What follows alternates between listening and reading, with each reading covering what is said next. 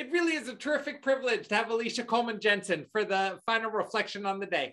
At the Economic Research Service, she's first author and longtime leader of the research program on household food security measurement at USDA's Economic Research Service, which really is one of the agency's most important documents. And it was so nice to hear Spiro point that out at the start of the morning today. Alisha, we look forward to your comments. Thank you, Park. I'm just pulling my slides up.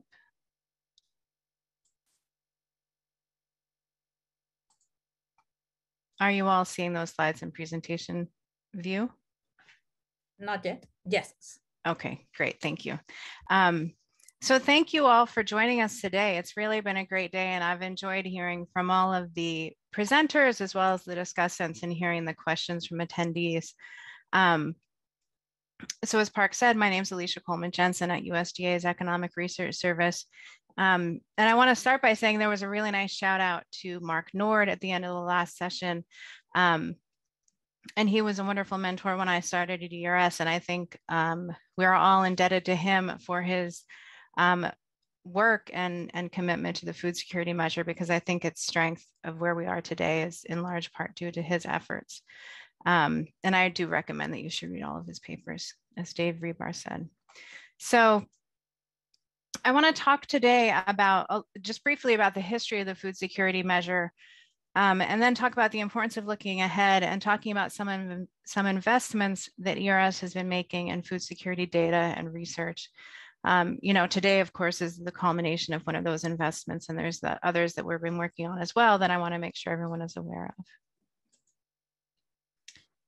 So this graphic is from an Amber Waves. Amber Waves is ERS's magazine. This graphic is from an Amber Waves article in 2015 when we were celebrating 20 years of US food security statistics. Of course, now we have more than 25 years of food security statistics, and there's more to come. So we'll be adding to this as time goes on. So the importance of looking ahead.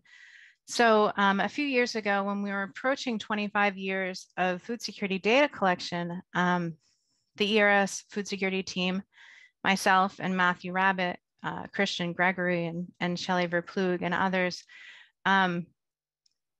we're really thinking about this as a time to sort of take stock of where we were and look ahead and plan for the future. And we were thinking about what issues might need to be addressed moving forward as we continue to measure food security. And, you know, I think ERS has shown a commitment over the years to ensure that the food security measure is valid and a strong indicator, as evidenced by some of the early work in conjunction with FNS and others, the measurement conferences, and then the review by the Committee of National Statistics. So this is a graphic from the Current Population Survey Food Security Supplement. You saw an earlier version of this. So the CPS Food Security Supplement is our vehicle for our annual food security statistics. So this data has been collected from 1995 through 2020. Of course, the data collection is ongoing. We've been collecting in December consistently since 2001. But there's been relatively little changes to the survey instrument over that time. So part of that looking ahead when we were thinking about the 25 years is looking in depth at the instrument to ensure that we were collecting the right data and using the right sort of terminology and questions. And I'll talk about that in a minute in more depth. Another issue that's come up is the idea of representativeness of the survey data. So we've heard a lot of presentations and discussion earlier on about measuring food insecurity well for all subpopulations. Well, a component of that, of course, is survey sampling and actually getting a representative sample for your respondents, because it doesn't matter, you know, how good your measures are if you aren't able to sample the right people. So we've partnered with the US Census Bureau to conduct non-response bias studies beginning in 2020 and moving forward. We know that there were concerns related to non-response during the pandemic. And we think it's important to take a look at the data and understand how non-response might impact estimates. We did conduct a non-response bias study with data. The most recent was with 2015 data. There were no sort of huge biases shown with those analyses, but we think it's just an important to continue to assess non-response bias moving forward. So another effort to ensure the continued relevance and validity of the CPS food security supplement is a review of the survey instrument itself. So we've been talking mostly about just the food security items in the CPS food security supplement. But the supplement is an entire instrument that covers food security, food spending, participation in federal nutrition assistance, and community nutrition assistance. So we undertook a review of the questionnaire with subject matter experts at ERS and FNS, and then also with survey experts at the Census Bureau. And we identified some updates and modifications that we would like to implement. And then we did cognitive interviews. The Census Bureau did cognitive interviews of the revised wording for the food security supplement. And a report was just released last November to describe that study and the findings. And then in September 2020, after the cognitive interviewing was completed in 2019, we decided to test the revised instrument in a split panel test. So a split panel test is when a portion of the sample receives, in our case, the standard food security instrument, and another portion of the sample receives a test instrument, so that we can assess the effect of different survey questions or instruments in the same sort of context. The interviews are done at the same time and the same sort of in the same overall data collection. And we did that test in September 2020 because we didn't want the test to impact our annual food security data collections. And so the sample was conducted in September 2020, and we did not include households that were included in the later December 2020 test. Our preliminary results of that test suggest that the revised instrument performed well. One thing that we were concerned about was ensuring that we didn't cause a break in the time series of food security over that 25-year history. And there's no evidence that we would see a break in the series based on these modifications. And then Park referenced Office of Management and Budget, and during the last section, all federal data collections are subject to approval from the Office of Management and Budget. So we did seek approval from OMB for these revised questionnaire to be implemented in December 2022, and we just got approval last week. So that was great news. And there's a link here with all the supporting documentations that we submitted to OMB that you can see if you're interested. And it includes our preliminary analysis of the test supplement, as well as the revised questionnaire and other documentation. So that's sort of an upcoming change that we can expect with the September 2022 data, or sorry, not December 2022 data, and that data would be released in September 2023. So we're very forward looking here. So this slide just goes over some of the main changes that we are implementing.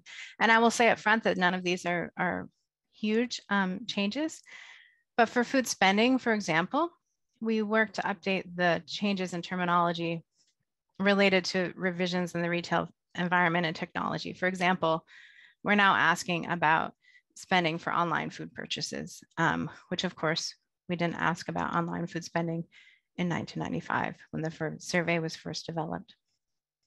The food security section was largely unchanged, but we are moving it earlier in the module, in the instrument.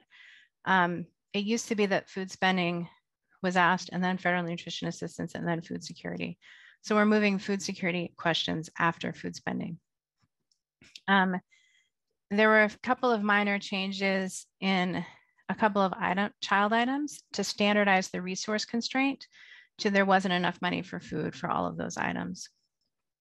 And one of the screening questions changes because of the change in the location of the questionnaire.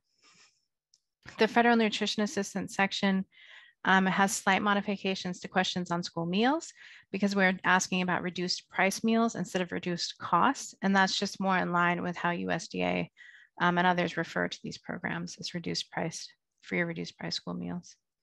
And then adding a question on receipt of free or reduced priced after school meals and snacks based on the recommendation of FNS. The Community Food and Nutrition Assistance has the most significant changes. So if you're familiar with our annual report, we report on use of food pantries and emergency kitchens. The new questions are going to ask about receipt of free groceries and free meals. And these are recommended by Feeding America based on their expertise in the charitable feeding sector and their own testing of the questions. The section will no longer ask separate questions about free meals received by the elderly, but those programs are in the more general question about receipt of free meals. And then finally, another investment we've made is partnering with USDA's Food and Nutrition Service to fund food security data collections and research. ERS and FNS have funded the collection of food security data in a number of federal surveys. And this list has really grown since about 2011 or so. And they really show the strong collaborative relationships with other statistical agencies. ERS and FNS have also prioritized funding extramural research using these data investments, which I think has really enabled an expansion of food security research. So finally, getting back to where we are today, talking about these 25 years of food security measurement projects. So in conjunction with what we were doing sort of internally within the federal statistical system around cognitive testing and things like that, we really thought it was important to include sort of an extramural research program to get ideas and perspectives from others. And I think today has shown the advantage of that, to getting these new ideas, especially from kind of ideas across not just economics or nutrition, but other fields as well.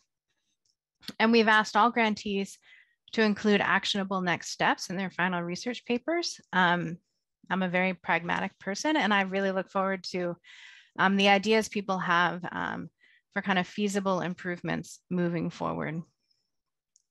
And, you know, I read everyone's draft papers last week, and it was great to have the opportunity to read the papers before the conference. And I was thinking about some themes that kind of crossed over these 6 projects, and also Park and Irma's overview paper. And a number of issues I think are really timely and are common threads across the papers. So one, of course, is diversity, equity, inclusion, accessibility. We'd heard a lot about that today, and that's really in line with, you know, Hillary Seligman in her remarks talked also about Secretary Vilsack and his comments on nutrition security and the importance of equity. So it's a common theme that we're seeing across a lot of areas. Measuring food insecurity accurately for all subpopulations and household members, I think, was a common theme we saw. And developing new scales for alternative contexts is incredibly timely. I mean, I would never have known a few years ago that we really needed to think about having a valid scale for a pandemic, right? And the importance of abbreviated measures. You know, I talked about the partnerships we've had with other federal statistical agencies, but an important component of survey data within the federal system is survey burden. And if we are able to measure food insecurity well with fewer items, that's an advantage because we can get those items on more surveys. So all of these topics are really timely, and also, you know, relevant to current issues of our day.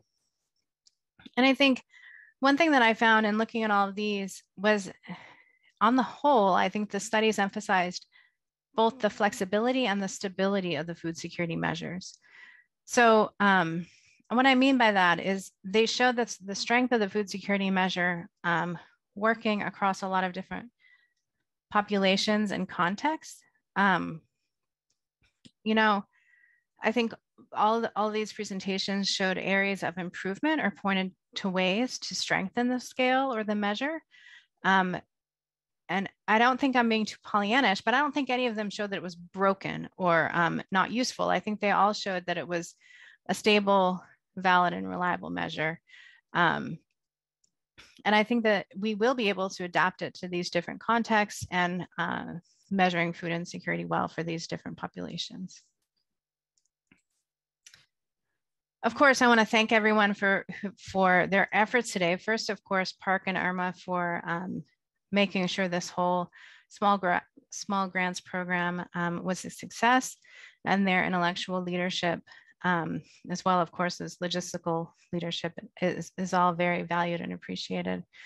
They had excellent support from Tufts staff and graduate students, and they recruited a number of great advisory board members that really helped kind of put together the RFP and things like that. You know, when we were beginning this, we weren't sure how many proposals we would get. And I think we were pleasantly surprised at the number and the depth of the proposals, that there was a lot of great research, more than we could fund, which of course is a wonderful, I wouldn't even say it's a problem. It's a wonderful indicator of the strength of our field and the depth. And of course, we're thankful for all those who reviewed the grants initially and those who presented today, and the discussants, and all of you for attending, especially those that are sticking it out late in the day after a long day on Zoom. And finally, this is our website and my email. We at ERS and the food security team in particular, I think, are always appreciative to hear questions and comments from others and just to hear about your work. So please do feel free to reach out at any time. With that, I'll stop, and I look forward to more discussion. Thank you, everyone.